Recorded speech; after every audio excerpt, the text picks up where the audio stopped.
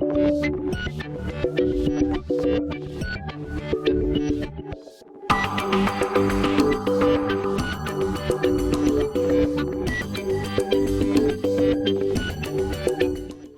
tardes, sean ustedes bienvenidas, ahora sí me puedo, bueno, bienvenides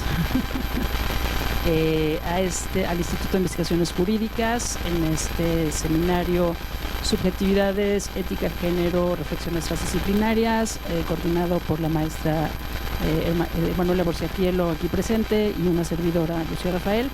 Estamos muy contentas de contar aquí con nuestro súper invitado que Manuel lo va a presentar a fondo. Ustedes saben que este seminario es interdisciplinario como debe ser cuando se trata de género, y el tema de hoy es un tema que concierne, incluso estaba pensando algunos otros de los espacios que trabajan el tema de desapariciones, pero bueno, esperemos que se conecten con nosotros. Y bueno, pues le paso la palabra a Manuela para que haga toda la presentación, y muchas gracias por acompañarnos. Muchas gracias, Edgar, que hoy eres nuestra cuota de género. Y además, y sobre todo, gracias porque Edgar acaba de llegar de Baja California justo para dar el seminario, entonces mil gracias. Y Edgar es antropólogo social, maestro en comunicación por la Universidad Iberoamericana, doctorante en ciencias sociales por la Universidad de Baja California. La ponencia que va a impartir hoy es la desaparición y feminicidio en el noreste mexicano, aproximación etnográfica de una región. Y quiero subrayar una cosa, que Edgar nos va a hablar a partir de su trabajo de campo, por eso era muy importante tenerlo aquí hoy, porque fue uno de los integrantes de los grupos de búsqueda de desaparecidos y desaparecidas en Baja California, en particular del grupo Familiares de Búsqueda María Herrera y Enlaces Nacionales de Familiares de Personas Desaparecidas.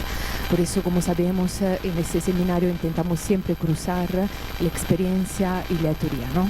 Entonces paso la palabra a Edgar, así que después damos la ronda de preguntas. Bueno, ¿qué tal? Buenas tardes, gracias por su presencia. Dos aclaraciones nada más, es Baja California Sur, la pata de abajo, y la otra es que ciertamente Enlaces Nacionales representa pues un grupo de colectividades y de organizaciones de familiares de todo el país, pero solamente tiene una representación en lo que es Baja California Sur, en el colectivo que está representado, uno de los 3 colectivos que están en Baja California Sur. Pues el trabajo que ha sido parte de mi trabajo con familiares ha sido prácticamente de acompañamiento psicosocial y pues también de comunicación política, ¿no? En realidad una de las grandes pues aportaciones que pudimos hacer, creo yo, en su momento fue el trabajo que hicimos con Araceli Salcedo, en el caso de Araceli contra Javier Duarte de Ochoa, cuando a ella lo señala públicamente y bueno, recibe algunas amenazas, entonces pudimos acompañar ese proceso también como para darle una cierta protección en temas de comunicación política y también de redes, tejer redes con organizaciones, en su caso, en su momento, ¿no? 2015. A partir de eso, pues generamos también una serie de estrategias y pues circunstancias en las que pudieran desarrollarse los familiares, las familiares de personas desaparecidas para poder interpelar al Estado de una manera más directa y también de poder ejercer mayor presión para también obtener mayores resultados, ¿no? Una de las cosas que nosotros pudimos reconocer en su momento fue que había una estrategia deliberada de comunicación social por parte del Estado y de pues también de ocultamiento, ¿no? De información. Entonces, todos los procesos jurídicos, todos los procesos sociales incluso se podían detener o podían incluso hacer que las personas estuvieran en riesgo, lo cual pues no solamente fue a nivel verbal o a nivel idea, sino sí ocurrió, ¿no? Hay familiares, mujeres, hombres de este país, madres, que han perdido la vida en la búsqueda, ¿no?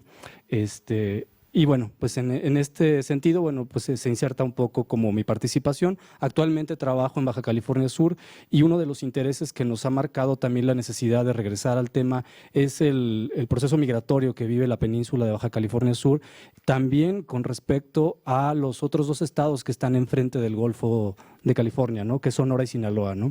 Sonora, Sinaloa, Baja California y Baja California Sur tienen unas realidades hermanas en términos de violencias y en términos también de ciertos contextos territoriales. Entonces, lo cual también posibilita muchas de las violencias que estamos viendo en crecimiento y pues en diversificación en esta región.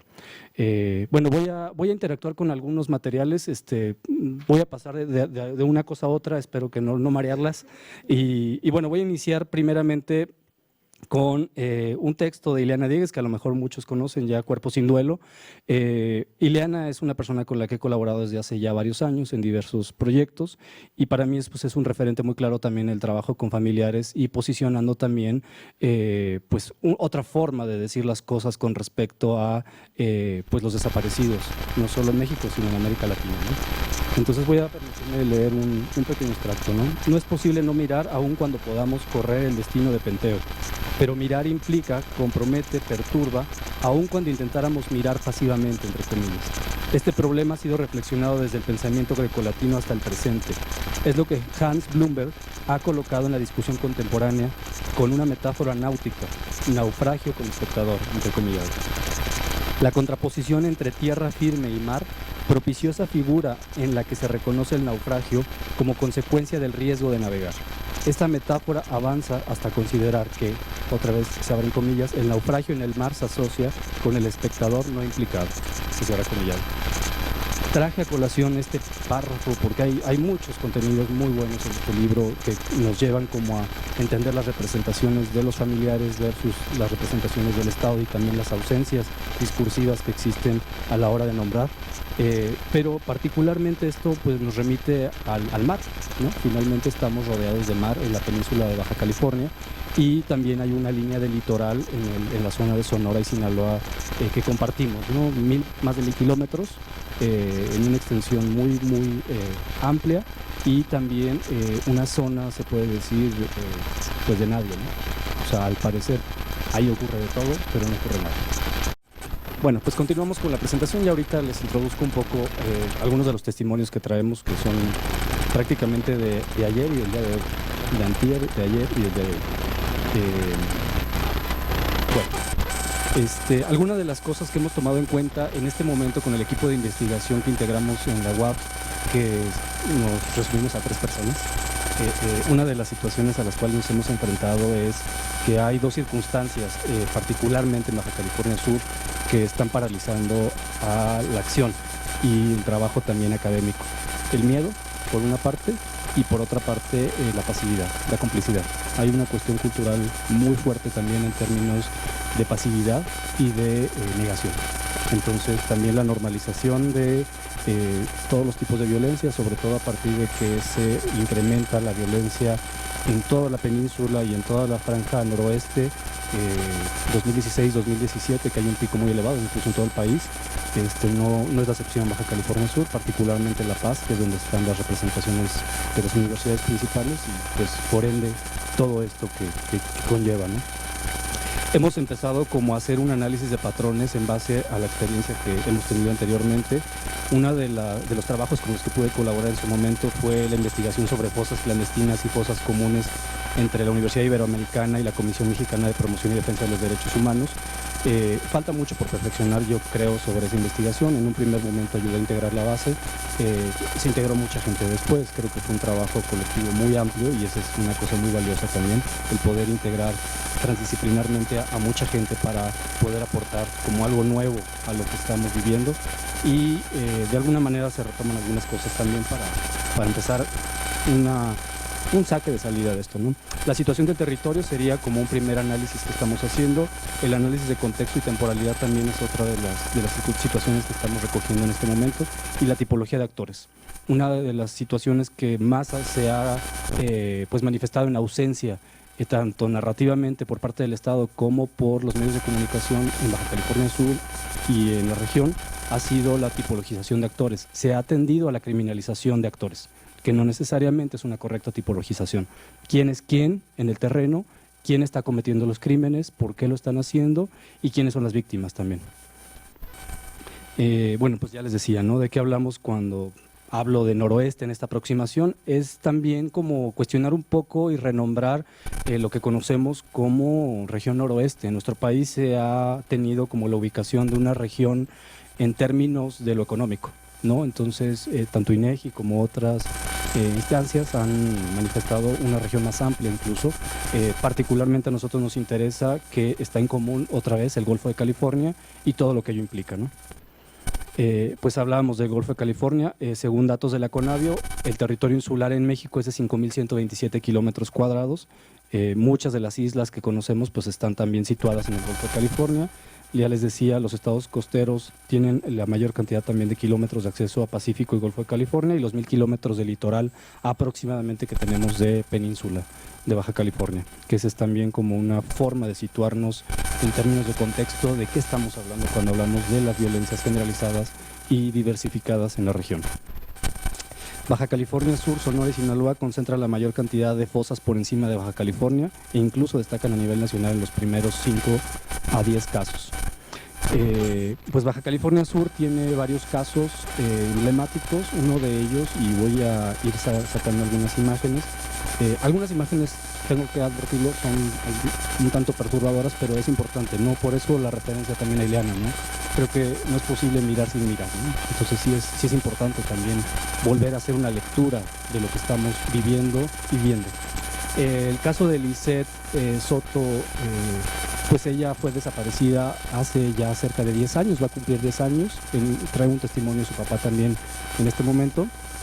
Fue un caso emblemático porque es una niña de 9 años que pues en su momento pues tenía ese rostro, pero pues ha pasado por un proceso de 10 años donde sabemos que ya la persona pues puede ser una adulta, ¿no? Entonces 18 años tiene que haber incluso la participación de especialistas en retratos progresivos, lo cual también es una ausencia, una deficiencia por parte del Estado y de las autoridades para pues implementar también esto de manera legal, como hacia los familiares y las víctimas, ¿no? También saber cómo se pudiera hacer esto de manera más ágil y continua, porque si la desaparición también conlleva más de 10 años, que es el caso de la señora Silvia de Coahuila, que busca a su hija desde hace 15 años, entonces estamos hablando ya de una transformación de las personas pues, bastante considerable, ¿no?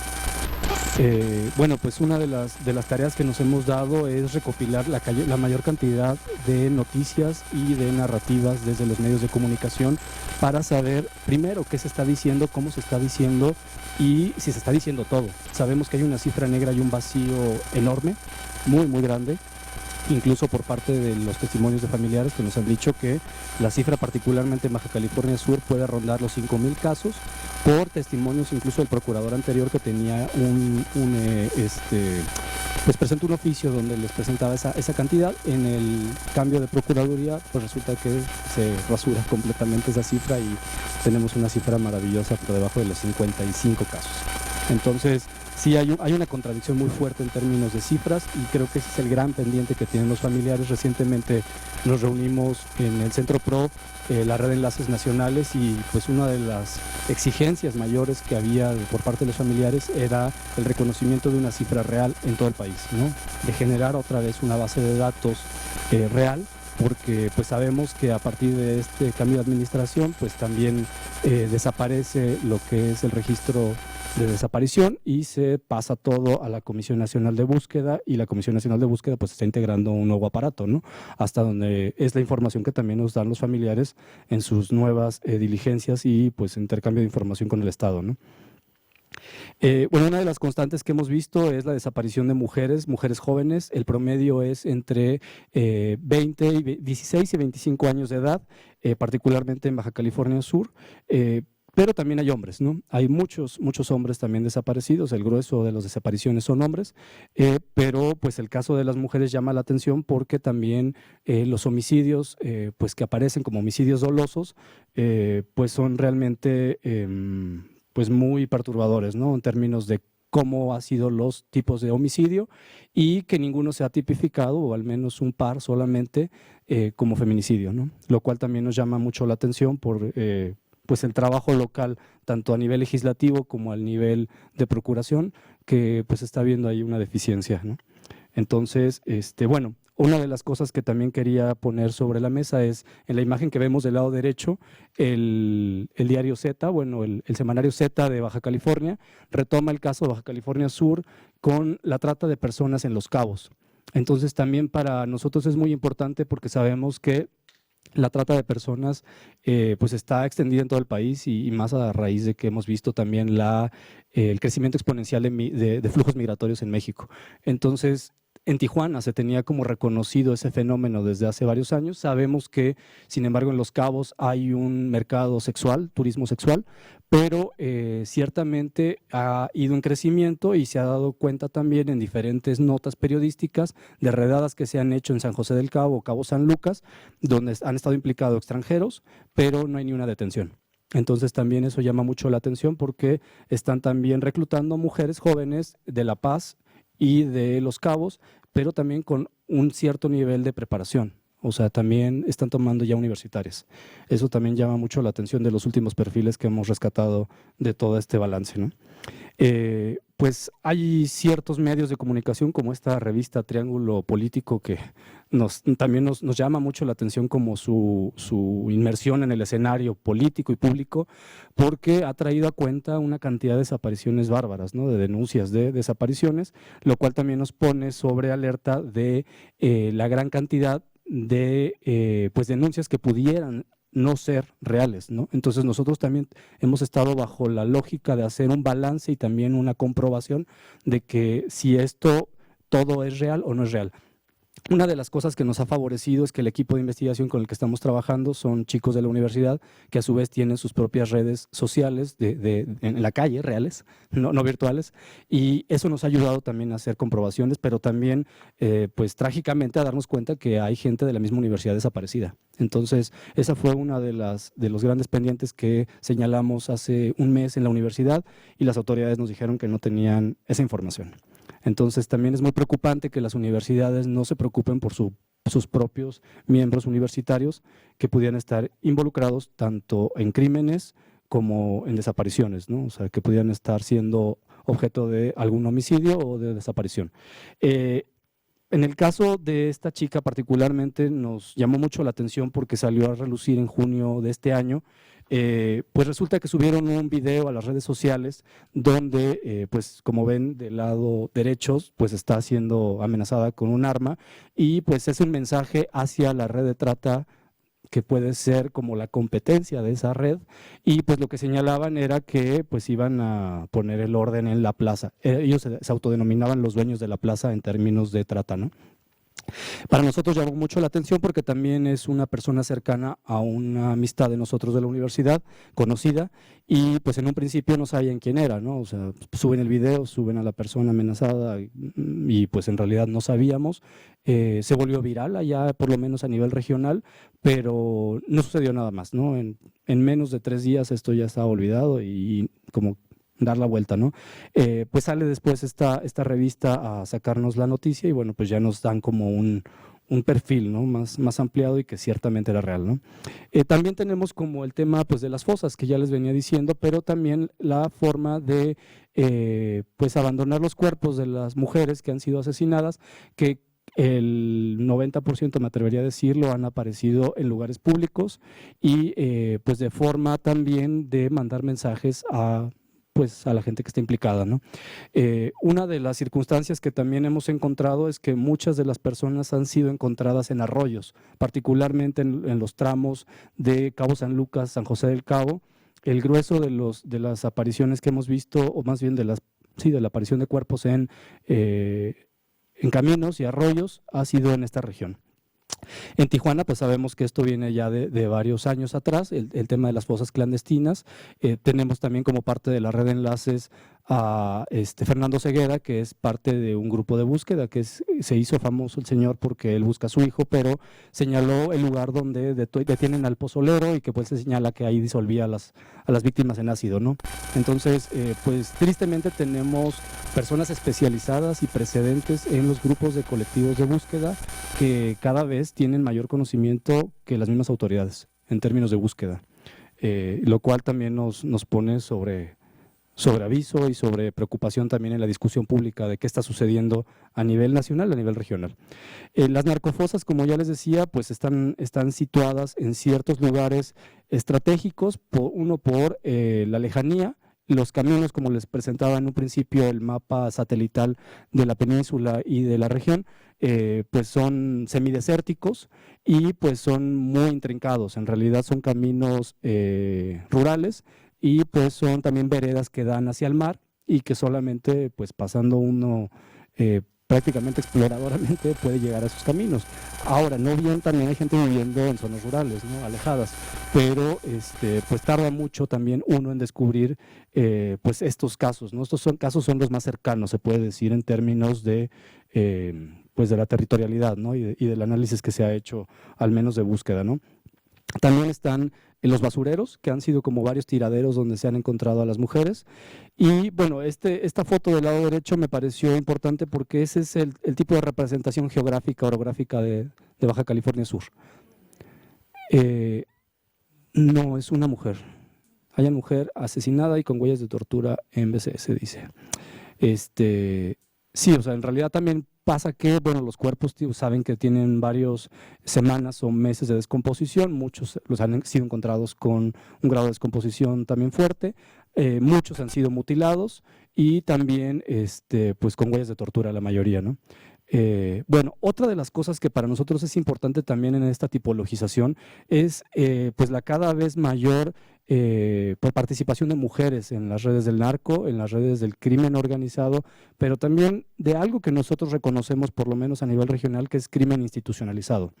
El crimen institucionalizado y los narcogobiernos es una constante también en términos de administración pública, no solamente a nivel municipal, sino también a nivel estatal. Y la participación de los grupos del Estado de Seguridad a nivel federal, O sea, también sabemos que ha habido mucha participación por testimonios de fuerzas del Estado, Marina, Ejército, en colaboración con crimen organizado. Esta mujer se hizo famosa este año porque fue apresada, la China, que ella dirigía una escisión del cártel de Sinaloa, me parece, si no recuerdo mal, allá en La Paz, y pues ella también mandó a asesinar a muchas mujeres, que esa es otra de las circunstancias a la cual nosotros también nos hemos enfrentado como parte de la discusión incluso de género, ¿no? O sea, cuando nosotros hablamos de asesinatos pues por género, o sea, por razones de género, pues pensamos un hombre asesinando a una mujer, pero ¿qué sucede cuando empezamos a ver mujeres especializadas en tortura, en una violencia extrema, haciendo esto? Nos encontramos el caso en algún momento de otra mujer que mandó a asesinar a una amiga con su grupo criminal. Entonces, estamos viendo esa participación también, pero también por otra parte estamos viendo pues se puede decir, la permisibilidad social que está posibilitando también que estas dinámicas de violencia pues generen otras formas y otras circunstancias en términos comunitarios y en términos familiares. O sea, son las familias, son las madres, son las hermanas, ya que también pues normalizan y también hacen como que no ven esto, ¿no? O sea, son parte también de estas estructuras, ¿no? O por lo menos son pasivas con respecto a esto. Puede ser una razón por miedo, definitivamente, creo que eso es también importante señalarlo, pero también hay una participación pues activa en realidad en todo esto. Teníamos una cifra que recuperamos de 2018 sobre pues el tema de los homicidios dolosos, que precisamente destacábamos que esta situación nos ha llamado la atención en Baja California Sur con respecto a Sinaloa, por ejemplo, que tiene ya una estructura legal más sólida en términos de feminicidio, pues que pues prácticamente toda la península se señalaba ya como un foco rojo, ¿no? Pues a 2019 esto no ha cambiado. Al contrario, creo que se mantiene o va en crecimiento, ¿no? Sin embargo, el discurso triunfal del Estado es vamos hacia abajo, no hay menor tasa de homicidios, hay menor tasa de violencia, de crímenes. Es muy interesante también cómo esto pues no es nada más a nivel local. O sea, reconocimos esto recientemente que se habló de la Procuradora de la Ciudad de México, ¿no? Que decía cómo se habían rasurado cifras en la administración anterior y que algunos estados pues replicaron esto. No existen casualidades en esto. Nos parece que hubo una de esas reuniones grandes de seguridad a nivel nacional en términos de temporalidad, más bien de 2017-2018, y notamos esto, pues, revisando las notas periodísticas, por lo menos a nivel regional, y vimos un decrecimiento, pero mayúsculo, en términos de notas de crimen, lo cual nos hace pensar que, pues, ciertamente hay un mandato, ¿no? O hay una forma de cuestionar o no sabemos qué sucedió exactamente. Este caso nos lo acaban de pasar hace 2 días, nos llamó la atención porque es un caso muy similar a otro que ya teníamos registrado de 2016, donde pues son mujeres que están involucradas en préstamos, prestamistas, y pues son desaparecidas, ¿no? Entonces, como este caso hay algunos, pero estos 2 particularmente llamaron nuestra atención porque ocurrieron similares, ¿no? O sea, de forma similar, lo cual es parte también de lo que estamos tratando de buscar patrones, no solamente de comportamiento, sino de repetición. Este particularmente nos generó mucha rabia, no sé, o sea, son como muchos sentimientos encontrados, lo tuvimos a la mano hace un par de días también. Nos parece increíble, no solamente por la posibilidad de que ocurra algo así en la vía pública a plena luz del día, sino por la impunidad con la que ocurre y la participación por parte de autoridades, porque no podemos creer que esto sea sin el conocimiento de autoridades. Una de las cosas que vinieron sucediendo a partir de 2016-2017 es la integración de un C4, esta cosa del aparato de vigilancia vía cámaras en las calles y manejado por parte de las autoridades estatales y con cierta conexión con autoridades federales, supuestamente, ¿no? Eso nos dicen, pero siempre ocurre que cuando ocurre un crimen enfrente de la cámara está apagada, ¿no? Entonces también eso es interesantísimo, ¿no? Pero pues resulta interesante que esto ocurra porque la mayor parte del parque vehicular en Baja California Sur no está emplacado. Y son automóviles que vienen del otro lado en situación irregular, lo cual también pues nos deja entrever que esto es pues una situación que se ha permitido por parte de las autoridades y que sabemos que esto ha ocurrido no una, sino varias veces. Podemos considerar que esto pudo o pudiera ocurrir varias veces, ¿no? Otro de los casos que, bueno, trajimos a colación, aunque no es ahorita el momento de expandir como todo el panorama a nivel estado por estado, pues también creo que a lo mejor lo conocieron, es el caso de Itzel Noemí, una niña de 7 años que fue desaparecida en San Luis Río Colorado, en Sonora, y bueno, en junio de este año, fue mayo de este año y la encuentran en junio, casi unos días, y pues resulta que era un vecino, ¿no? de la zona, que además estuvo participando en la búsqueda de la niña en campo, lo cual también nos deja entrever pues la psicología o la psicopatía de los criminales en la región. O sea, hay algo que anda mal, ¿no? Sabemos que hay algo que anda mal, y no solo en términos de individuos, sino en términos otra vez cultural y en términos de colectividades. Algo no está funcionando bien en una región cuando sabemos que se repiten casos similares en diferentes estados. San Luis Río Colorado es un lugar que llama mi atención. Yo pude viajar para allá hace algunos años que trabajé con un documental en la zona Cucapá, en Mexicali.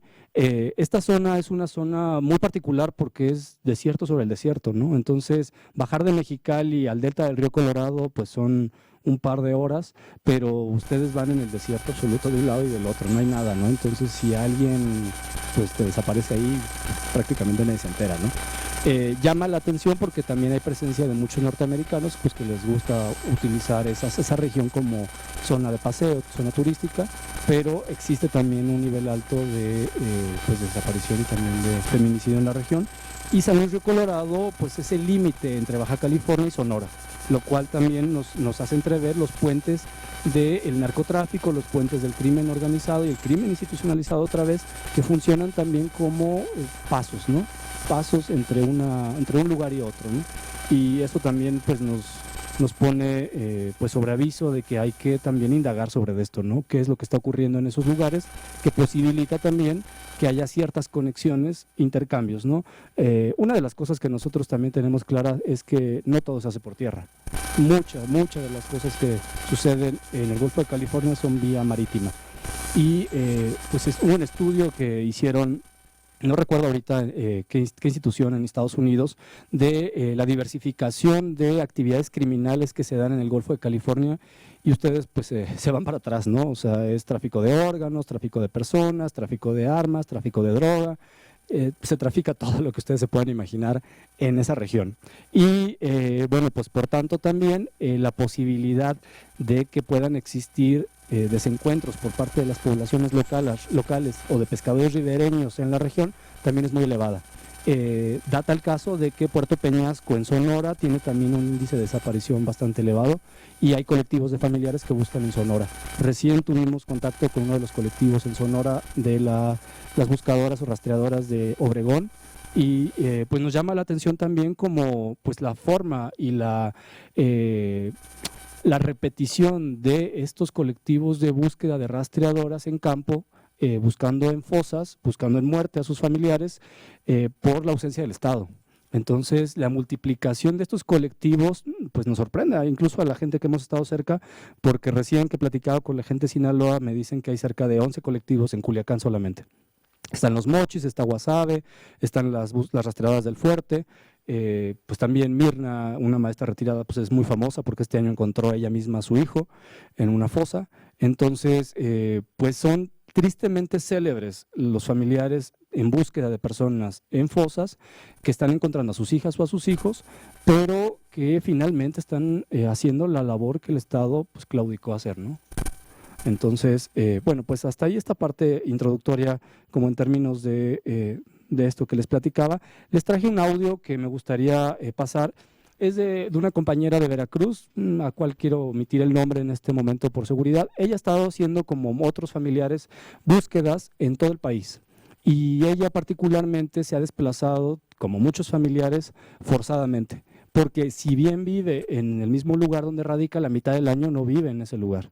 Se la vive buscando en nosocomios, en hospitales psiquiátricos, en cárceles, en forenses. Entonces, realmente la categoría de desplazamiento forzado nos queda de ver en este momento también sobre la característica que tienen los familiares de personas desaparecidas, desplazadas más de la mitad del año de su lugar de origen y sus condiciones también de seguridad y de tranquilidad, ¿no?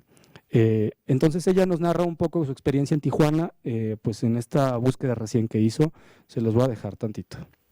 Dejar correr la mayor cantidad del audio del testimonio que nos da la compañera, porque ella particularmente no es una iniciada, es una persona que ha trabajado en la búsqueda de su hijo desde hace varios años, ha participado en por lo menos 3 de las brigadas de búsqueda en terreno, en fosas.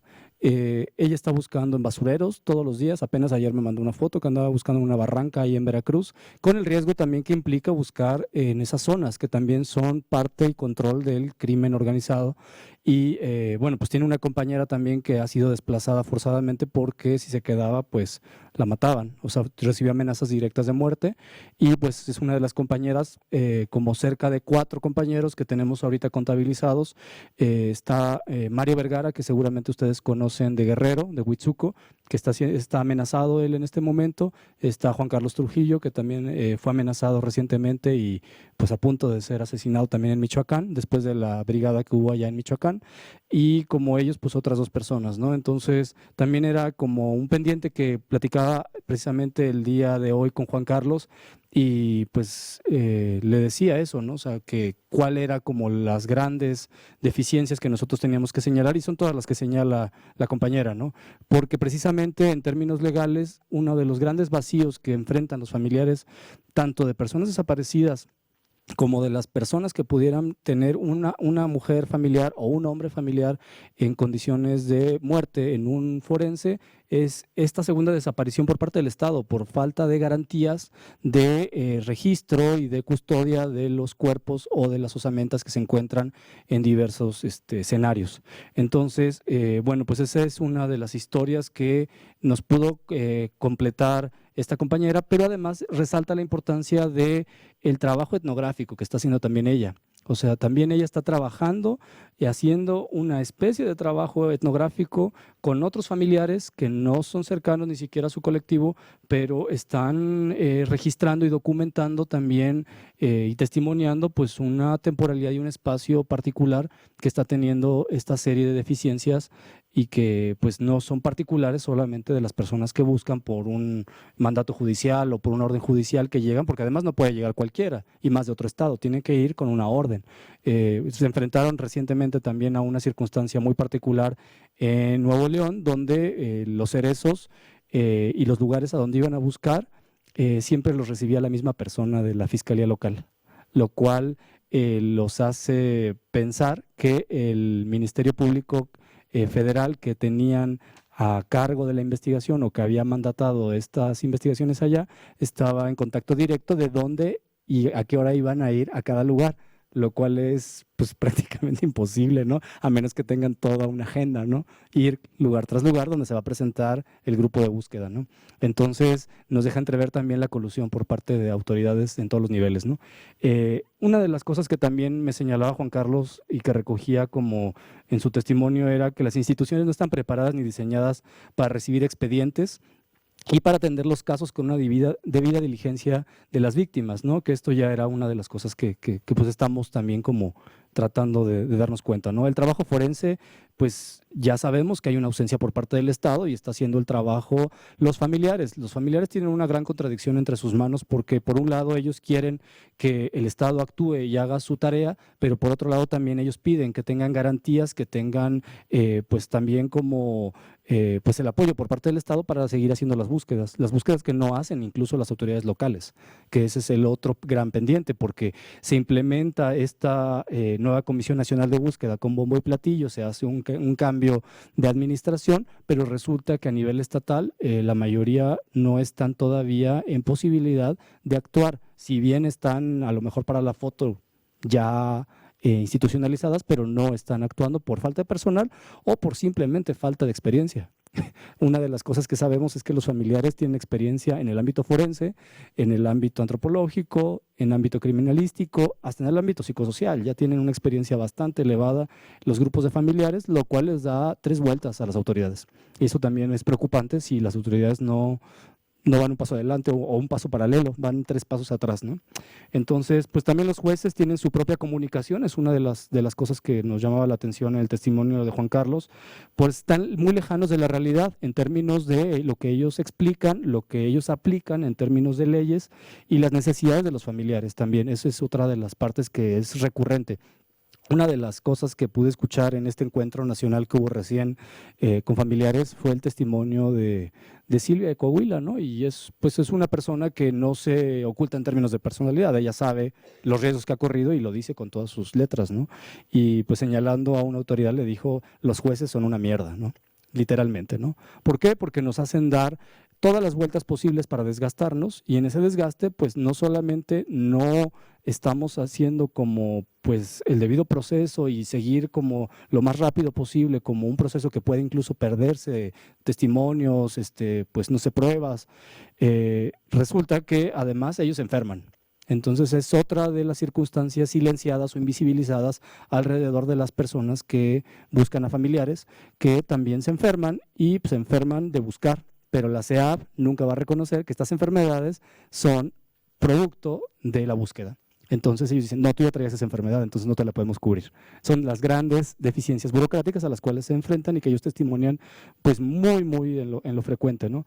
La Fiscalía General de la República también tiene sus deudas y integra investigaciones con quien más grita, nos dice Juan Carlos, ¿no? Quien más exige y quien más se posiciona por encima de los demás. Y esa también es una de las denuncias recurrentes de los familiares, que hay víctimas de primera y víctimas de segunda. La CEAP, por otro lado, integra pues casos del Fuero Federal y del Fuero Federal pues te atendemos, pero si estás en lo local pues no te atendemos igual.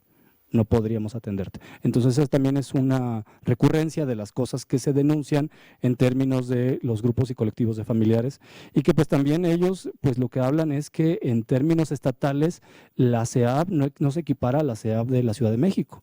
La Comisión Ejecutiva de Atención a Víctimas tiene como también sus propias tropicalizaciones, se puede decir, en cada estado. Por tanto, también nos preocupa que esto esté sucediendo. En Baja California Sur lo testimoniaba uno de los familiares de cómo esto ocurre a la hora incluso de implementar o de equiparar lo que fue esta comisión, que resultó ser pues un mutante entre varios modelos y hicieron una cosa que se integró finalmente a otra parte de la Fiscalía Local, lo cual les resta independencia y les resta también capacidad de acción. Por tanto, incluso la resarción de daños o bueno, el resarcimiento y la parte de pues monetaria pues no aplica, ¿no? Entonces pasan por un viacrucis en el cual se topan con una pared, eventualmente. Entonces también esa es una de las situaciones que nos han venido denunciando particularmente en Baja California Sur. Muchísimas gracias, Edgar, de verdad. Es un privilegio tenerte aquí y sobre todo poder compartir las investigaciones porque trabajamos en eso desde diferentes trincheras y sobre todo en diferentes contextos y creo que estaría muy bien crear más redes de conocimiento entre personas que se ocupan justo de estos temas.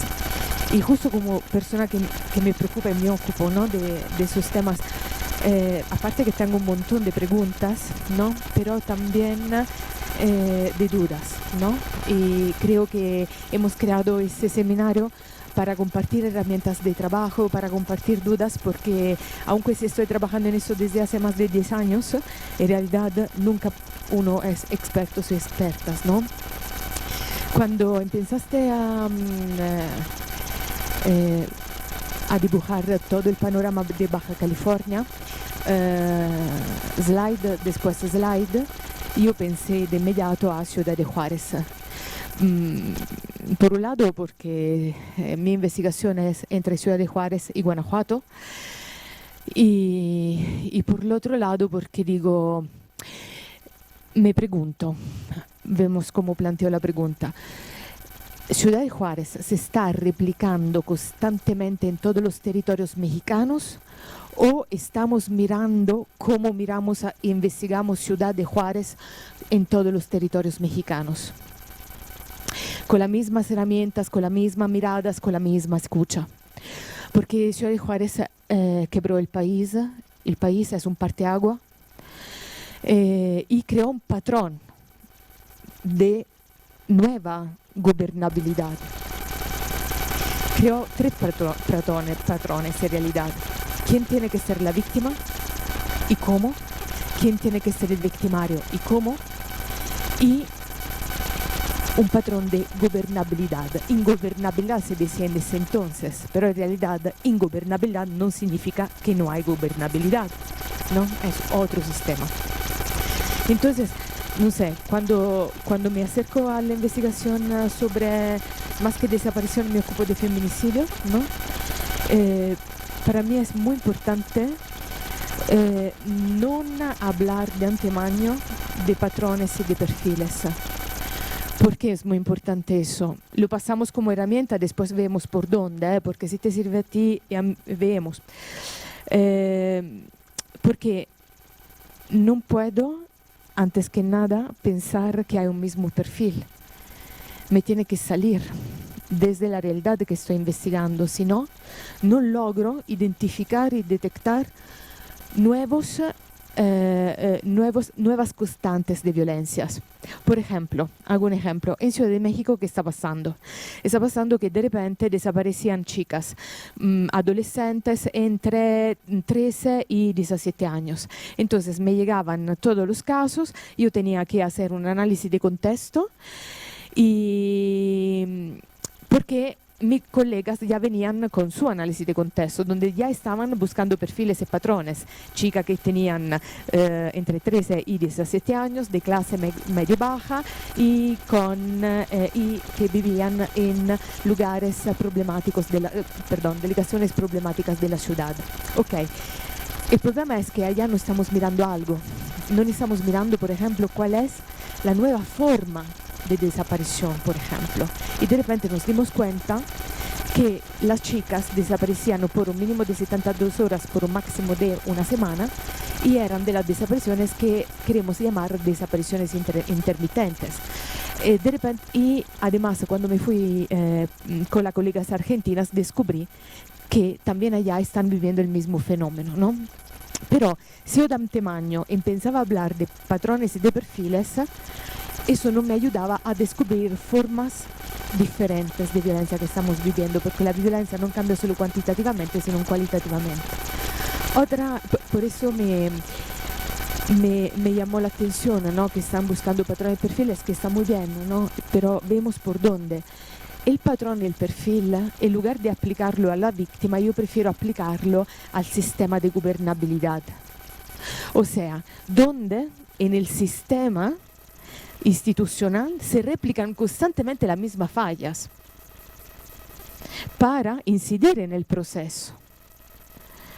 Entonces es como no crear una homologación de la víctima del victimario, sino porque como tú decías al principio, nos llama la atención que son chicas también universitarias.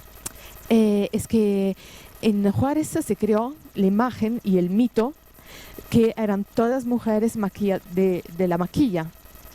Después vamos a ver los datos, después años de investigación y después una distancia histórica también con Juárez, y los perfiles eran heterogéneos. Entonces, no sé, es como problematizar y pensar juntos a eso, ¿no? Y tú dices también otras cosas que es, la mayoría de las chicas aparecen en lugares públicos y aparecen los cuerpos para enviar mensajes. Con Cecilia Toledo de Fundar y las colectivas periodistas de a pie estamos intentando justo de hacer una recolección de datos en Ciudad de México, ¿no? La cosa que siempre decimos, que para nosotras es importante y la compartimos, es la exposición del cuerpo en el espacio público por sí misma. ¿Qué nos representa? ¿Qué nos dice? Es importante relacionarla al dónde fue matada y después dónde apareció. Y pensar de antemano la categoría de Laura Rita Segato que envían mensajes, no sé cuánto sea productivo, porque muchas veces en realidad matan para matar. Es una fuerza, la violencia generadora por sí misma. Es horrible pensarlo, pero también puede ser así, ¿no? No están lanzando ningún mensaje. No sé, es como solo para compartir como dudas y que son también, ¿no?, cicatrices de la investigación. No sé, y última cosa, disculpen, después le dejo la palabra, es tenemos que problematizar cómo usamos las imágenes, ¿no? Aquí está un artista visual que es Xochitl, que es increíble y que me enseñó mucho su trabajo. Y cómo enseñamos nosotras las imágenes y también cómo nos relacionamos con el testimonio, porque la imagen es un testimonio, ¿no? Entonces me pregunto una cosa, cuando tú pusiste la foto de las chicas en el desierto matada, ¿no? Y inmediatamente asesinada, perdón, y inmediatamente después la foto de la chica Kalashnikov, ¿no? Con un Kalashnikov. Entonces también, claro que tú decías una distinción, pero no pasar desde la presentación de esta foto inmediatamente después, desde un cuerpo muerto de mujer a un cuerpo de mujer que activa la muerte, no sé, creo que allá tenemos que pensarlo más, un puente, algo, cómo miramos, cómo presentamos las imágenes. Y desde el feminismo, claro que tenemos el problema de relacionarnos con las mujeres que también activan violencia y matan. Pero el problema es preguntar siempre, en el sistema jerárquico de la criminalidad organizada, dónde se insertan, qué hace, qué papel tienen. Nosotras somos cuerpos constantemente en disputa en un estado patriarcal, donde activamos violencia porque la absorbimos todo el tiempo, muchas veces para salvarnos. Entonces también allá en qué línea jerárquica estamos y qué poder tenemos cuando ejercemos el poder, ¿no? Nada, eso. Disculpen si hablé mucho, pero era para compartir porque como hacemos la misma cosa, entonces nada, eso. Y vamos a hacer toda la ronda. Bueno, que aprovecho antes de que se vaya más para allá. Antes que nada, muchísimas gracias por venirnos a compartir esto. Evidentemente es una tarde tan gris como está allá afuera, porque es una información que tratamos mucho aquí y al mismo tiempo nos parece sorprendente y espero que nunca nos deje de sorprender y de aterrar. Tengo una pregunta y un tema sobre los jueces y otra cosa que tiene que ver con lo que acaba de decir Emma respecto a la representación de la autoridad de la mujer frente al cártel. Pero bueno, lo primero es, cuando mencionaste que hay turismo norteamericano, ¿lo mencionas porque son posibles victimarios o porque son considerados posibles víctimas? ¿Te acuerdas que dijiste en algún momento está registrado que es un lugar de muchísimo turismo? Siempre ha sido así, hay muchos norteamericanos viviendo ahí, pero yo pensaba en San Miguel de Allende, que es considerado uno de los lugares más peligrosos y más conocidos para el tráfico de niños y para la prostitución de niños. Entonces me preguntaba, porque eso no quedó muy claro en tu afirmación, si ibas por ahí. Lo otro era pues una afirmación que hiciste que desgraciadamente tiene que ver con todos los jueces y todos los agentes de justicia, que desgraciadamente ocurre muchísimo, a pesar de que tenemos una reforma de la Constitución mexicana en materia de derechos humanos desde el 2011, que se tiene que aplicar el principio de convencionalidad. La mayoría de los jueces en todos los temas se niegan a aplicar las convenciones y se apegan a sus códigos penales. Y la pregunta es si es la razón por la cual estos jueces que dices que tienen su propia comunicación, que me encantaría que desarrollaras más a qué te refieres con su propia comunicación, están muy alejados de la realidad, porque a mí me parece que es un tema recurrente en la justicia en México, de estos jueces que siguen queriendo juzgar desde sus códigos penales de 1874, y digo, ya estamos un poco más actualizados, algunas que incluso han tenido reformas, pero sí te referías a ese tema. Y lo otro, que es nada más como abundar un poquito en lo que dijo ahorita Emma, es cómo se da la construcción de la autoridad al interior de los carteles, considerando cómo se da la construcción de la autoridad al interior de los partidos en México, o simplemente de la política o de los espacios de gobierno. Y yo te diría, por lo menos respecto a los últimos, que tengo un poco más de conocimiento, no sé nada de carteles, es que efectivamente las mujeres que quieren formar parte de un sistema se tienen que hacer a la manera del sistema y acaban reaccionando como el sistema mismo, es decir, en este caso el sistema patriarcal. Entonces la pregunta es si estamos hablando de feminicidios realizados por las mujeres mismas o por el sistema, que eso me regresaría a la propuesta de Emma, que me parece formidable, que yo no había pensado, que tiene que ver con analizar el patrón de los sistemas más que de las víctimas y los victimarios. Muchísimas gracias. Yo creo que hablar del fenómeno de la desaparición de hombres es completamente diferente de hablar del fenómeno de la desaparición de mujeres, ¿no? En ese sentido, sí creo que habría que hacer una distinción que tiene que ver justamente con todo el discurso y construcción teórica de lo que es la identidad de género. No es para nada lo mismo. Bueno, a mí me parece totalmente diferente. En un texto que maneja una teórica también muy famosa, que escribió hace años, que se volvió también muy popular, que se llama La escritura en el cuerpo de las mujeres asesinadas en Ciudad Juárez, que es un texto de una teórica argentina que se llama Rita Laura Segato. En ella describe justamente el bonito trabajo de campo que usted nos acaba de explicar aquí, ¿no? Que es como la mafialización de la política, la parte de los cárteles, la ejecución de la violencia sádica, ¿no? En contra de los cuerpos de las mujeres en específico.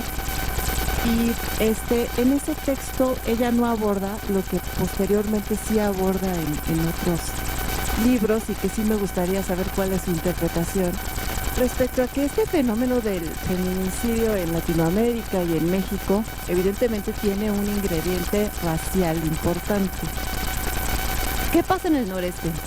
Es decir, yo creo que se puede hablar como del fenómeno del feminicidio de manera muy clara en el centro y en el sur.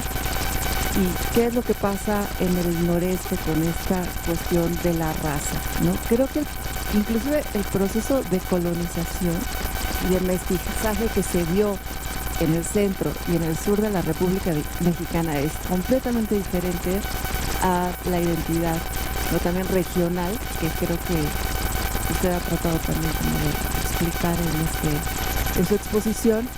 ¿Y cómo impacta esto el tema específicamente del feminicidio de mujeres? Es algo redundante, ¿no? O sea, feminicidio de mujeres. Mafialización. Ella habla de las mafias, de esto, de los cárteles, de trata, sí. Sí, no, mafialización de la política. De repente mi memoria se pierde, pero me parece muy interesante. Voy a empezar de adelante hacia atrás, ¿no? Ciertamente, bueno, pues tú dices una bonita etnografía. No es nada bonita, es horrible. Es horrible y también, como lo dice Emma, sí, no. Yo después de cerca de 8 o 9 años de trabajar con familiares de desaparecidos y más de 10 de trabajar con víctimas desde Acteal, desde allá viene mi historia con todo esto desde el 97, pues para mí es horroroso. Sí, la verdad es horroroso. Investigando toda esta situación de la trata de mujeres y la trata de niños sobre todo, creo que me pasó mucho de lo que describe también Lidia Cacho en sus investigaciones, ¿no? Me dio una náusea absoluta, ¿no? Empezar a rastrear el fondo de la cloaca. En Los Cabos, ciertamente la respuesta también a esto es: hay mucha pedofilia y hay mucha pedofilia de extranjeros y son los norteamericanos quienes controlan el mercado y lo controlan bajo la lógica de permisibilidad, de participación muy cercana en este tema de investigación de Lidia, donde las autoridades están metidas en todos los niveles y hay empresarios también locales en todas estas lógicas.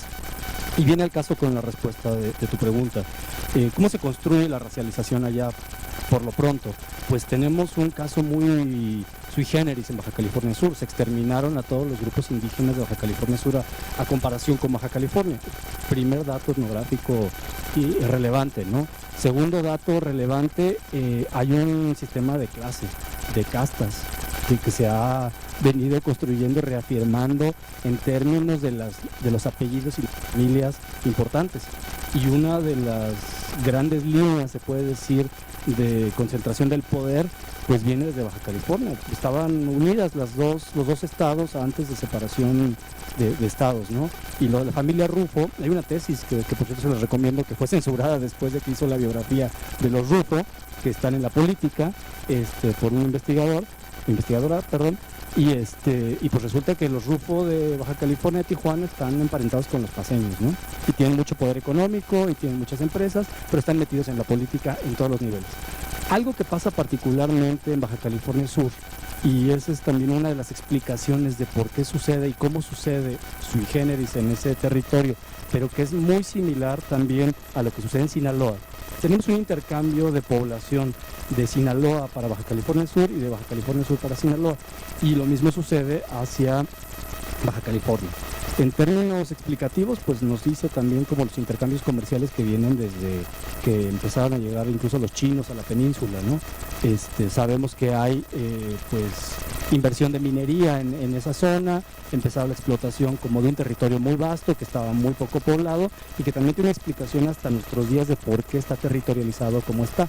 La capital de La Paz está muy cercana a Los Cabos, en el sur de Baja California Sur, y el resto es tierra de nadie. Melchor nos decía el otro día, las últimas fosas que encontró el colectivo en el Vizcaíno hace un par de meses, que es hacia Guerrero Negro, que es el límite con Baja California, es tierra de nadie, ¿no?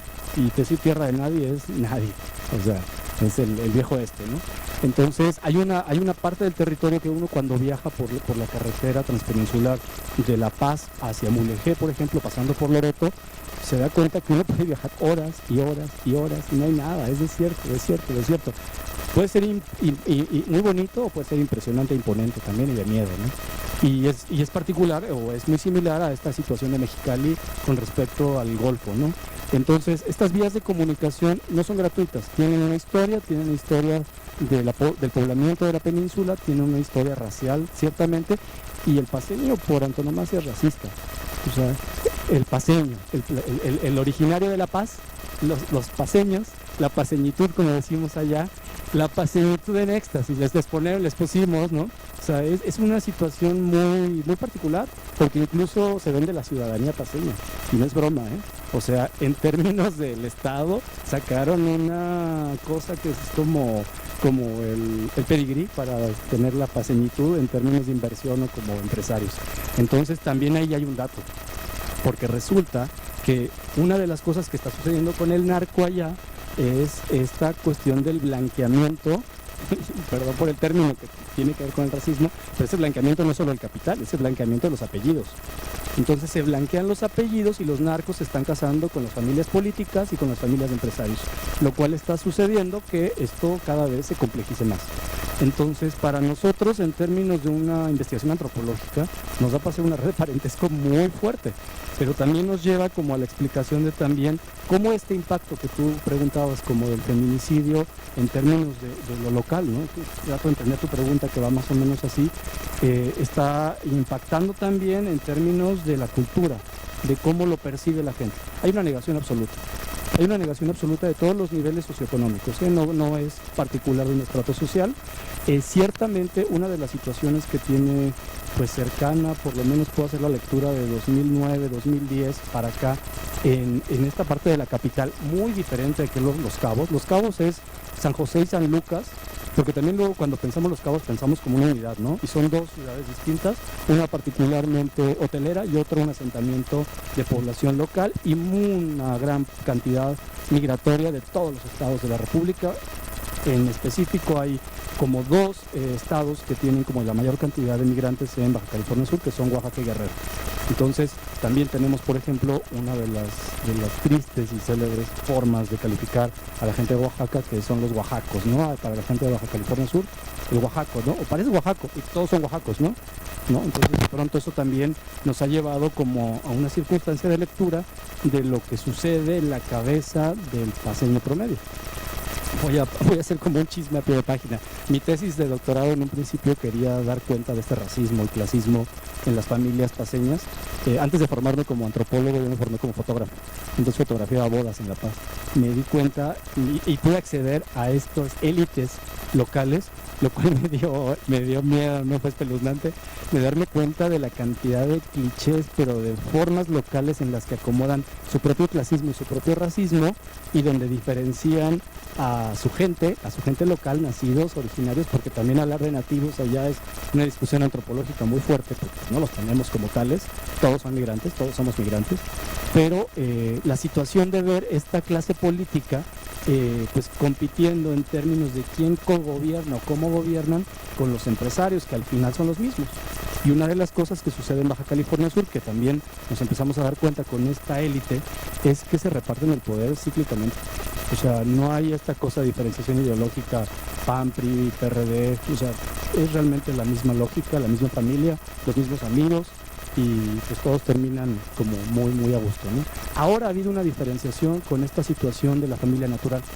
Entonces, de repente también ha habido como un protagonismo por parte de los movimientos lésbico-gay allá y de los movimientos un poco, tengo que ser también sincero, un poco progresistas, o sea, es muy poco lo progresista dentro de lo progresista ya, o sea, en realidad es difícil cuando nosotros hablamos con la gente que creemos que son los más progresistas del barrio o de la universidad, y resulta que no, que son de closet, o sea, no sé cómo llamarlos, progresistas de pura pantomima, ¿no? Entonces, y pasa por esto, por esta, pues sí, paternalización, el patriarcado, por una explicación que no logro todavía yo como antropólogo, y siendo del DF, y con un hijo paceño, o sea, mi compañera paceña, de descifrar, ¿no? O sea, de descifrar, porque sí es muy impresionante cuando llegas a algún lugar y te dicen, tú no eres de aquí, ¿verdad? O sea, esa es una lógica continua allá. Y por tanto, a nosotros nos ha impactado en términos de esta idiosincrasia de, bueno, el feminicidio, ¿cómo se está gestando? Se está gestando como algo que viene de afuera, como esta lectura que tenemos de otro lugar, porque pareciera que en 10 años esto nos vino, es la peste que nos vino de afuera. La lectura empresarial y mediática es, esta peste nos vino de afuera, y entonces la criminalización ciertamente es un tipo de persona, es un tipo de mujer, es un tipo de hombre también, y pues nos hacen toda una confabulación telenovelesca, ¿no? Y esa también es una desmantelación de conceptos, no solamente de la narrativa mediática, sino de la narrativa académica, porque también la narrativa académica solventa, propicia, protege, normaliza e invisibiliza también muchas de las alternativas que se pueden tener a una lectura de lo local, ¿no? Y por supuesto que de lo regional ni hablemos, o sea, escandaliza a un paseño, a un cabeño de estirpe, diciéndole que somos la hermana gemela de Culiacán? Nunca. O sea, ¿cómo? Si Culiacán viven las buchonas, viven los narcos, las buchonas, las mujeres de los narcos, ¿no?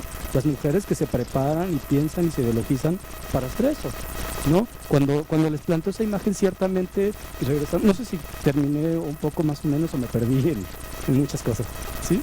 Perdón si me fui un poco.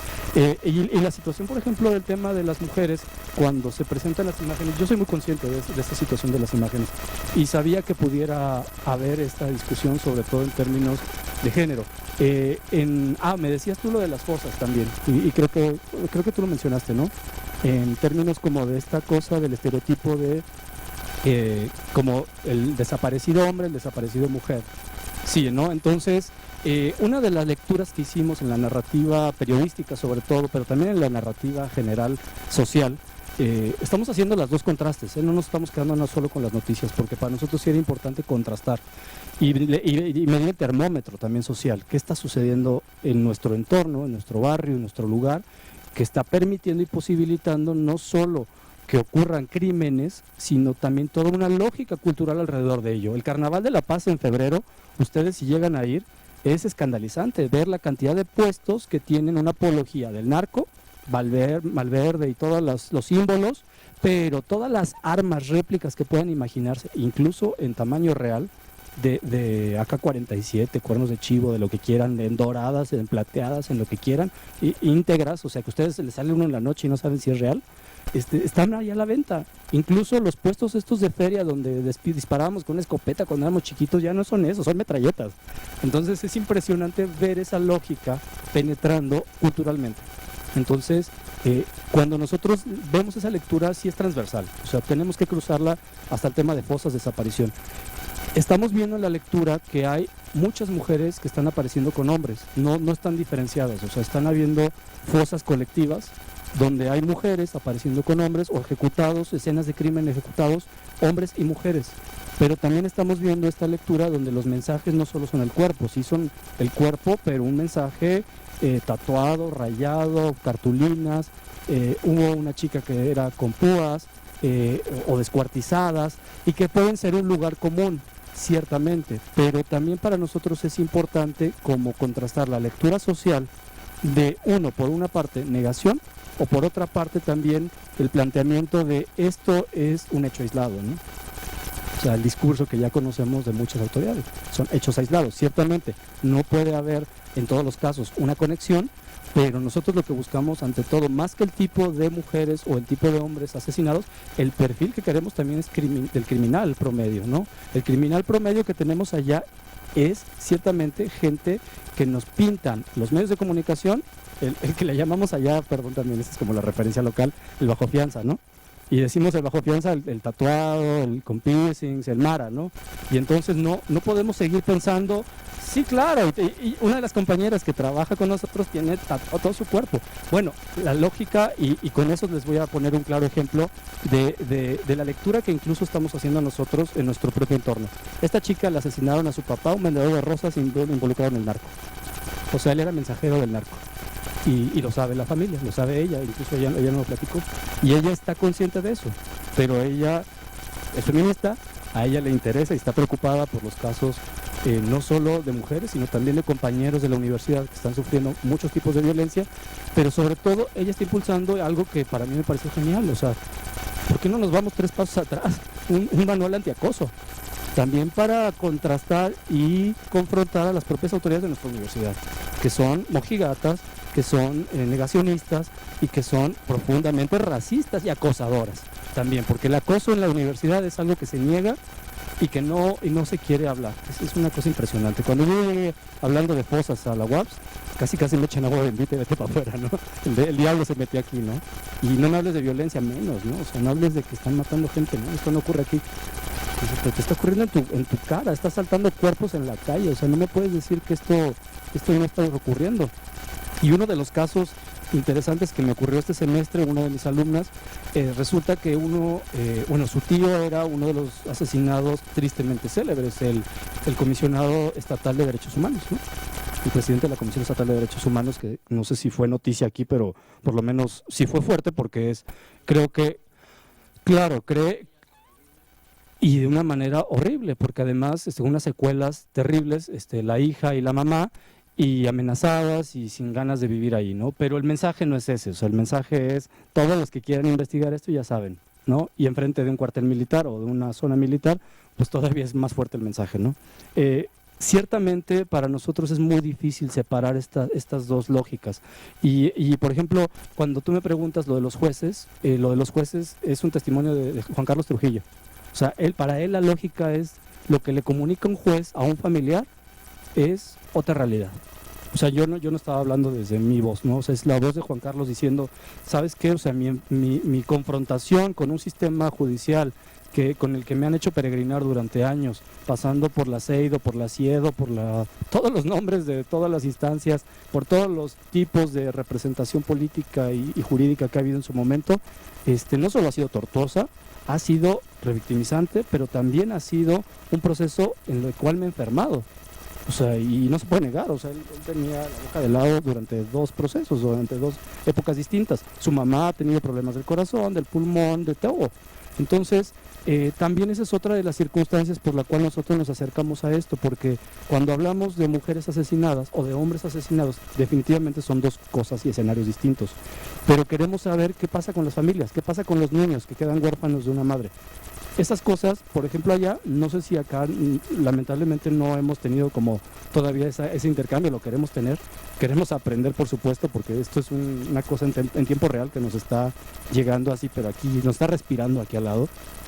¿Qué hacer con esos casos y cómo ayudar o cómo poder ayudar? Porque realmente esas personas pues no están siendo atendidas, ¿no? Y la lógica de descomposición social sí se está haciendo pues extendida, ¿no?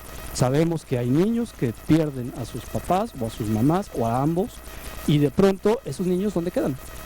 Entonces, ¿cómo se extiende la violencia y cómo se perpetúa en un círculo que se va dando la vuelta una y otra vez? O sea, hace poquito escuchaba una historia, o sea, los niños ya no están jugando a desaparecer a otros niños, están jugando ahora a descuartizarlos. Entonces, o sea, los juegos se están volviendo realmente ya perversos, pero una perversidad en la cual autoridades educativas, autoridades de gobierno, la gente de los sistemas médicos y que dan como toda esa atención de salud y pues la sociedad en general, estamos siendo copartícipes. Por eso para nosotros como desmantelar conceptos, pero desmantelar tipos también era una necesidad. No sabemos si es la ruta correcta todavía. Definitivamente nos gustaría como esta retroalimentación, pero más o menos esa es como la lógica de cómo nosotros hemos visto cómo está funcionando. Por un lado el crimen organizado, pero por otro lado la autoridad. Yo a nivel personal tengo una historia muy particular. Soy desplazado de Chiapas. Yo vivía en la Ciudad de México, me fui a Chiapas a vivir, quería hacer mi vida, trabajaba en una ONG y resulta que un día me fue un narco a tirar la puerta, ¿no?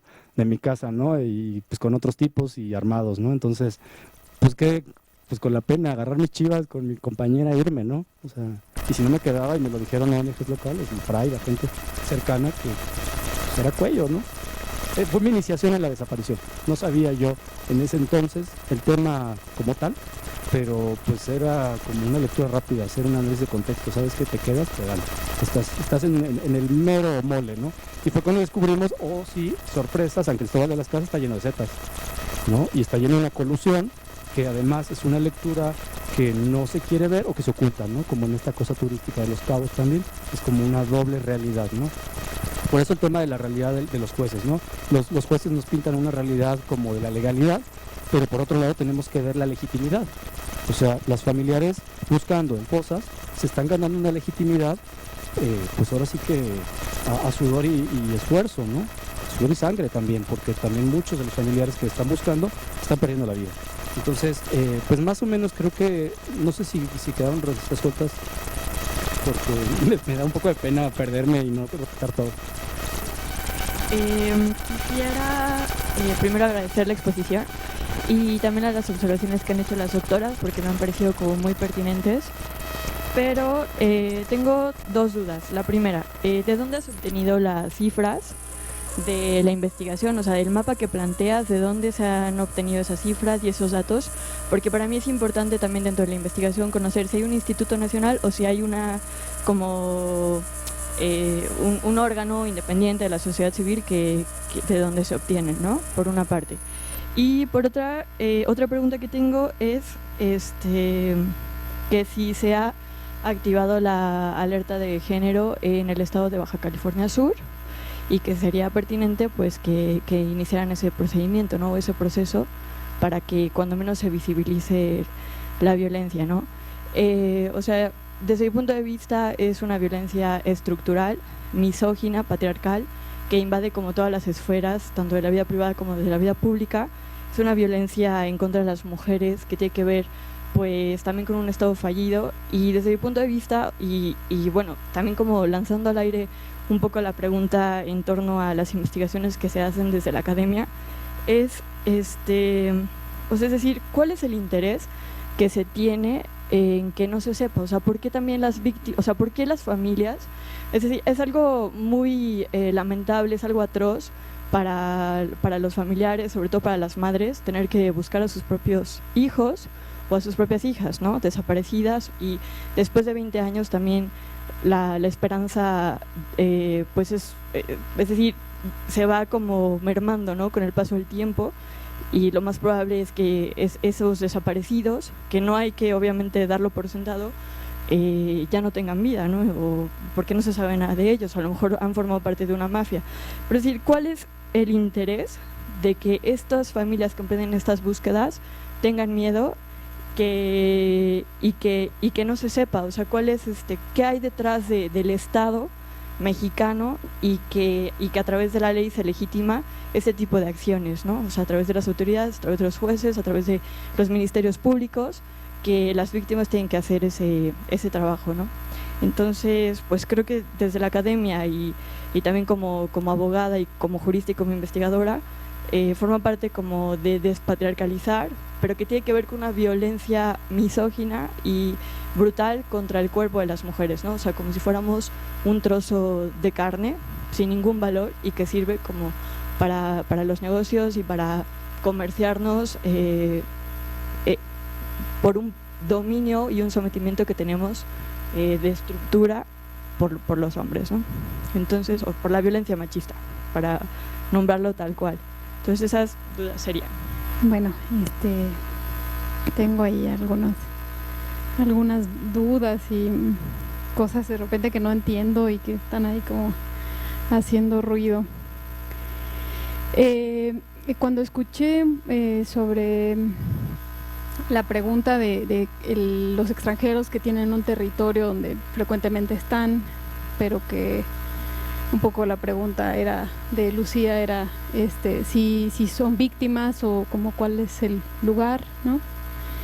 Y pienso en desde la historia de México, y desde escritores que pueden asesinar a sus esposas jugando y salen libres históricamente desde los 70, ¿no? Cosas de la colonia y cosas que incluso rozan como mi historia personal, como amigos que han tenido cierta preparación militar en Estados Unidos y que dicen, no, yo vivo en México porque aquí puedo hacer.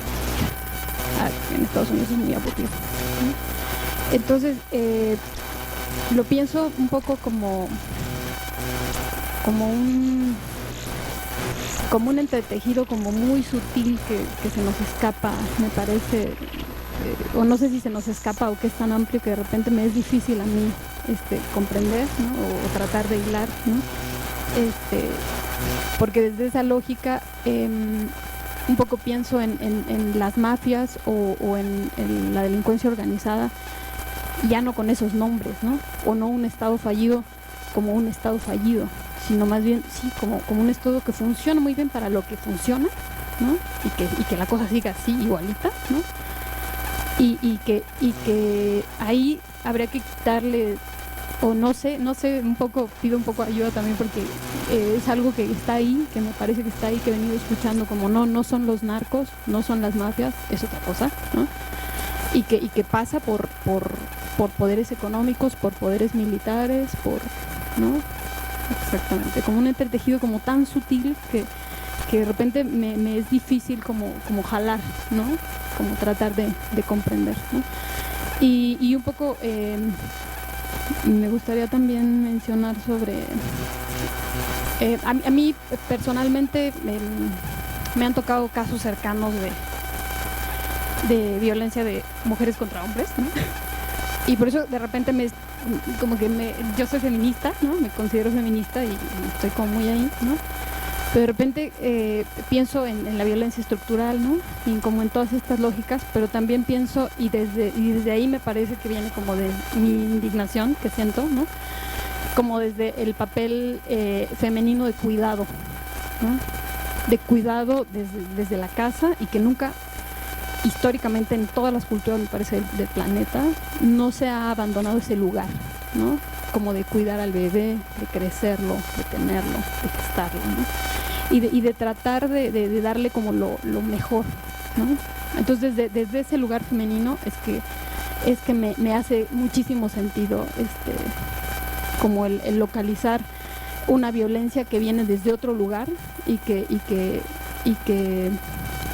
me parece que ataca todo el tiempo, ¿no? Como ese lugar de cuidado, ¿no? Y que son violencias que se absorben desde el cuerpo, ¿no? Desde las violaciones, desde las agresiones que tú mencionabas, ¿no? Que van como de muchos niveles, ¿no?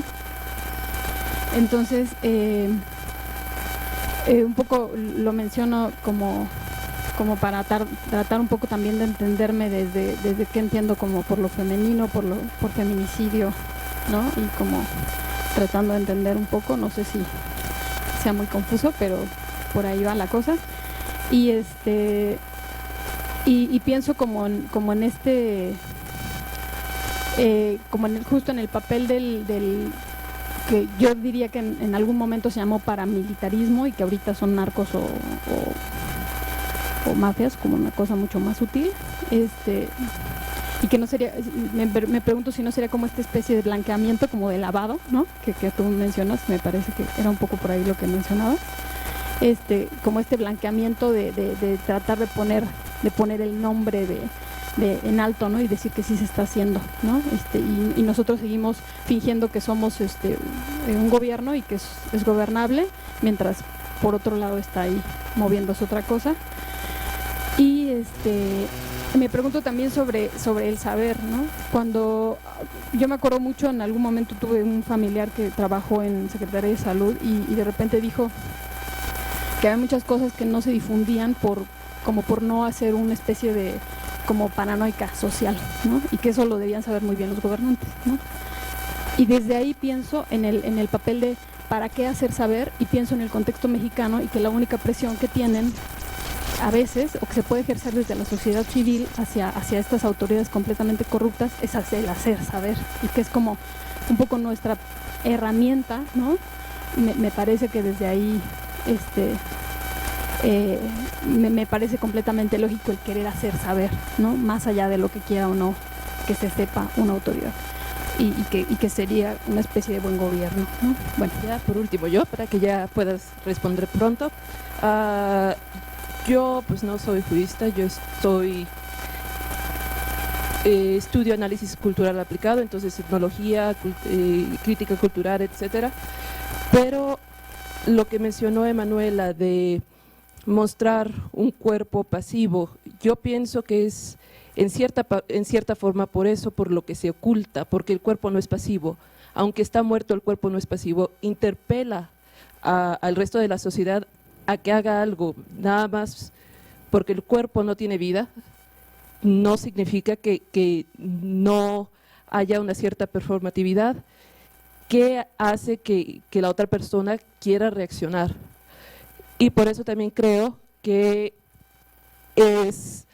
me tocó este fin de semana estar en una marcha junto con los de unos grupos originarios de aquí, que también tenían a padres de los 43, y es siempre lo mismo también con ellos, de que ellos siguen buscando y que su familia o amigos o vecinos les dice que ya fueron 5 años, ya que dejen de buscar, ya que dejen de hacer ruido, y es una cierta petición por parte de la sociedad de que ya dejen el luto, porque el luto en el que siguen a estas personas, o la petición que haya respuesta, porque se ha probado que los 43 siguen vivos, nada más quién sabe dónde. Sí.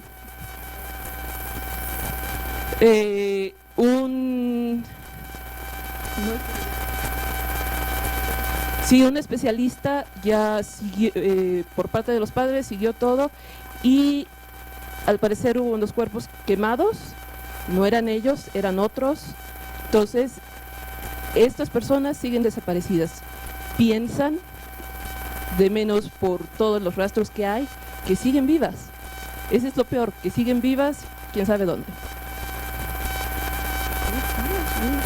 Yo no les iba a reclamar, son familiares, pero aún así hay una petición de que esto se deje, de que deje de incomodar, de que deje de interpelar a las personas, porque en el momento que los familiares no dejan ir esto, que siguen buscando, que siguen pidiendo, que quieren aunque sean los cuerpos, hay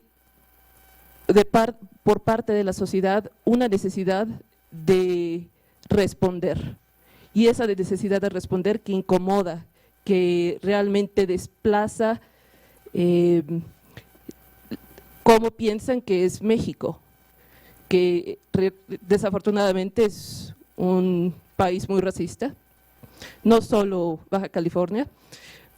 Y al estar hablando, por ejemplo, con migrantes indígenas aquí, una plática rápida, siempre van a decir que siempre son ignorados, siempre son silenciados.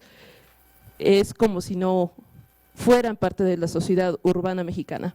Entonces, siempre es una mestización, una mestización, porque es algo que no existe, que tratan de hacer que exista. Tratan de ignorar al indígena para que realmente se sienta que el ámbito urbano es mestizo. Entonces hay definitivamente una blanqueación, mestización de el México urbano, que no solamente pasa en Baja California, sino en la mayor parte de los lugares urbanos. Bueno, otra vez de adelante para atrás, porque me quedo en mi cabeza más rápido lo de adelante. Pues les enseño el mapa, ¿no? Otra vez, no sé, se me perdió la señal por alguna razón. A ver, ahí está. Esta curvita que ven aquí, pues de aquí a aquí, más o menos, curvita chiquita, son miles de kilómetros. Realmente la península se ve chiquita, pues son, dirían los clásicos, un chingo. De aquí a acá es La Paz. La Paz municipio llega hasta Todos Santos está en el Pacífico, Cabo San Lucas, San José están por acá, ¿no? Entonces realmente como el municipio de Los Cabos es una mirruña con respecto a La Paz, que tiene una carga grande de territorio, pero no tiene la capacidad económica, de impacto económico que tiene Los Cabos, y por eso se discriminan unos a otros, porque acá tiene el poder económico, pero acá tenemos el poder político, pero acá no tenemos nada. Constitución tiene las naranjas, tiene algo muy bonito, ¿no? Y de acá para acá, pues tenemos un chorro de desierto, pero tenemos a Guerrero Negro con la minería también y con las minas de sal también. Tenemos cosas bonitas de este lado. Y bueno, básicamente les platico esto también para ubicar que La Paz, zona urbana, es esta cosita. Paréntesis, no nos llegó el huracán porque se fue por acá. pero realmente La Paz urbana es esto.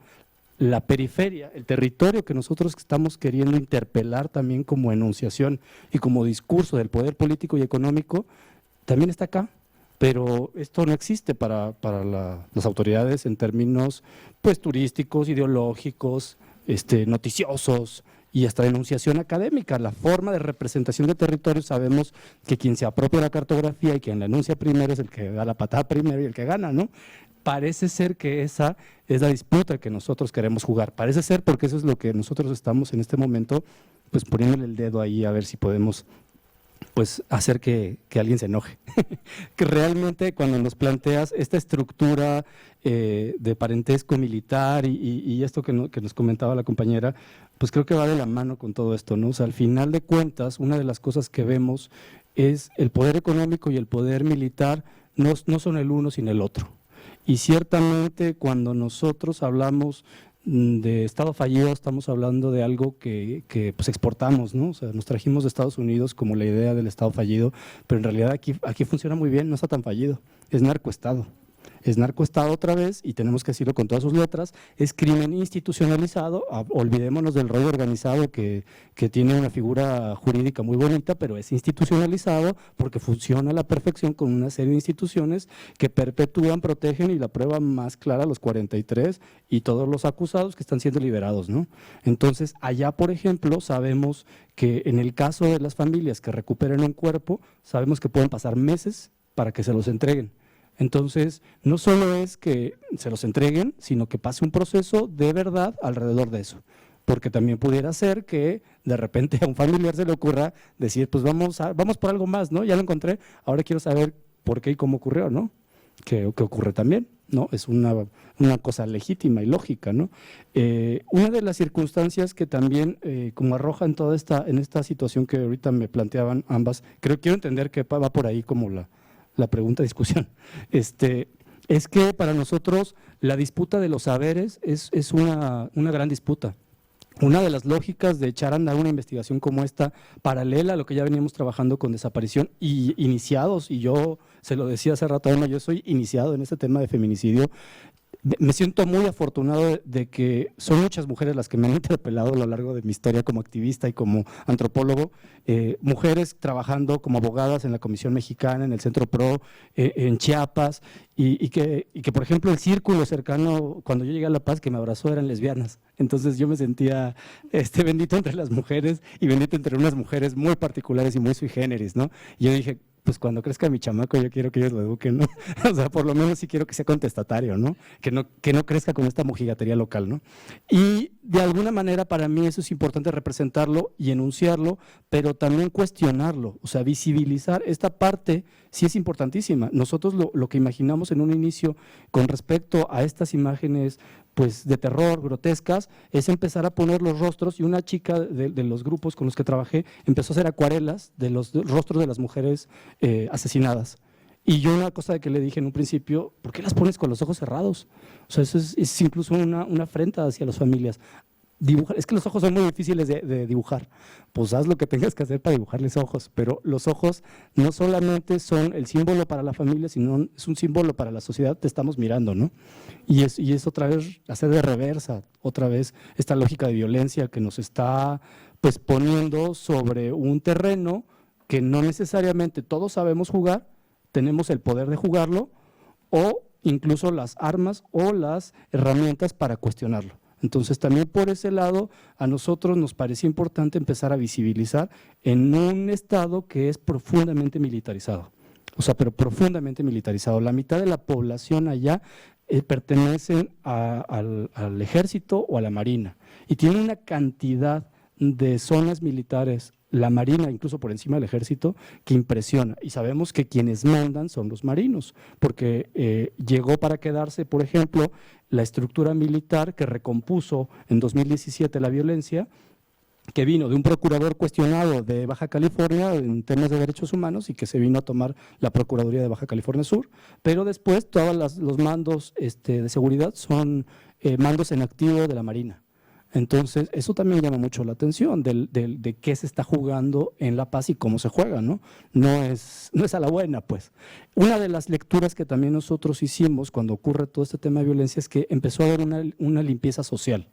Ciertamente lo que empezó a ocurrir no es una guerra entre cárteles, no podemos llamarlo una guerra entre cárteles, porque las bajas de un lado y de otro no eran como tales. Enfrentamientos entre el ejército, la policía, con narcos no hubo uno solo.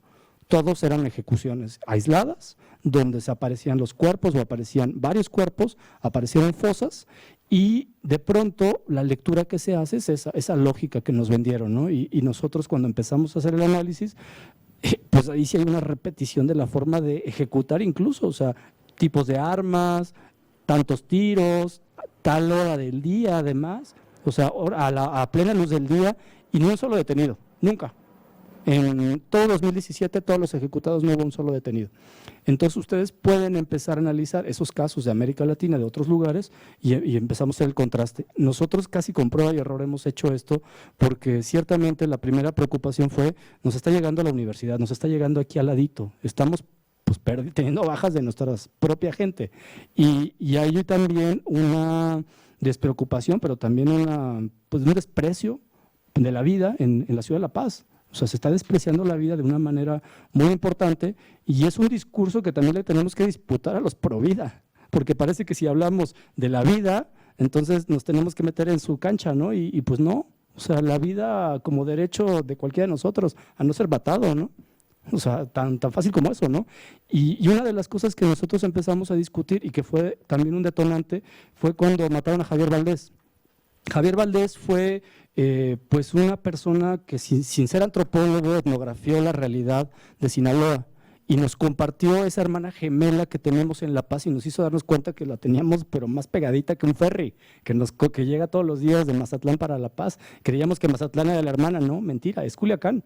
Y es Culiacán por toda la lógica narca, toda la lógica política, toda la lógica empresarial que hace que funcione y que se perpetúen estas violencias. O sea, no es una sola violencia, son muchos tipos de violencias que a lo mejor incluso ni siquiera alcanzamos a calificarlas académicamente.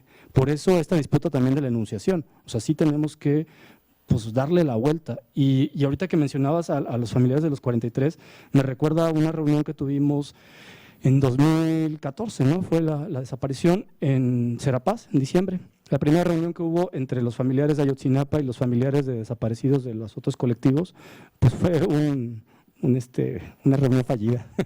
fue un gran descubrimiento, pero una gran confrontación, ¿no? Nos dimos cuenta que traían dos lógicas distintas por las temporalidades tan frescas, el dolor tan a punta de piel. Sí, perdón, no sé. Maestro, perdona que te interrumpa, pero, o sea, por orden de prelación, te hice dos preguntas. Ay, perdón. ¿De dónde fueron tus fuentes? O sea, ¿cuál es la fuente de los datos que obtuviste? ¿Y por qué no se había empezado la alerta de violencia de género en el Estado? Ok. Entonces, o sea, de esas otras dos líneas contestadas, la que me interesa más es cuál es tu fuente, o sea, cuál es la fuente de investigación. ¿Cuáles son? Sí. Y, o sea, te lo Aquí está. por dos cuestiones. La primera, porque si es un organismo estatal, pues hay que ver si esas cifras coinciden con las de otros organismos que no son estatales, sino que derivan de la población civil o de investigadores privados, que sería bueno contrastar. Entonces, perdona que te interrumpa, pero... Sí. Vamos a Sí. Empezamos solo a esas dos preguntas. Sí. Después cerramos la sesión. Sí. Presento. Sí. El problema es que es muy... Me tocaba a mí la respuesta. Claro. Y no respondiste. No has respondido hasta ahora. Perdón, me perdí. Perdón, me perdí. Bueno, el tema de las cifras es muy fácil. El tema de las cifras, sí, o sea, digo, es fácil en términos de acceder a números, pero... ¿De dónde la Sí. Sí. Manos de arriba. De la Facultad de Derecho de la UNAM. Ok, y estás haciendo una investigación sobre el tema. Sí, correcto. Sí, mira, sí, claro, como antropólogo, créeme que las cifras para nosotros también son fundamentales en términos de pues veracidad, también de las investigaciones, pero también de cuestionamiento de las cifras oficiales. Pues el registro nacional de personas desaparecidas, que hasta hace menos de medio año estaba funcionando y que la página fue desconectada por alguna situación, pero quedaron las cifras registradas por muchos medios de comunicación. El Observatorio Nacional Ciudadano sobre Feminicidio, que es un referente creo que fundamental, pues no solo para los investigadores, también como en términos de feminismo, me imagino. Y en términos locales tenemos un déficit de información, te lo puedo decir muy claramente. Las cifras que te puede dar la CEAF o la Procuraduría Estatal o incluso lo que nosotros hemos recogido de los medios de comunicación, sabemos que tienen un rasurado y una cifra negra abismal. ¿Sí? Entonces, el contraste que nosotros hemos venido haciendo, y por eso la aproximación etnográfica del título de la ponencia es nosotros como antropólogos, pero también como lingüistas o que están trabajando en términos de estudios de lengua, que son los estudiantes con los que trabajo, que es interesante, también el interés como de abogados o de antropólogos o de gente de las ciencias sociales allá es como mínimo, ¿no? Y es otras personas las que lo están estudiando, gente del arte, gente de otros espacios. Entonces, lo que están haciendo ellos es testimonios directos. testimonios directos en la calle. Y uno de los testimonios directos que estamos recogiendo, por lo menos en la parte de acoso, es haciendo círculos, periferias y concentrar cartografía para ir sacando cuadrantes y nosotros escuchar las voces de todas las personas habidas y por haber, en todos los niveles que podamos atender. Sabemos que no vamos a poder, como toda representación de estadística, sacar todo el número, pero sí por lo menos aproximarnos, ¿no? Empezar por una aproximación. Sí. ¿Por qué no han iniciado la alerta de violencia en el Estado?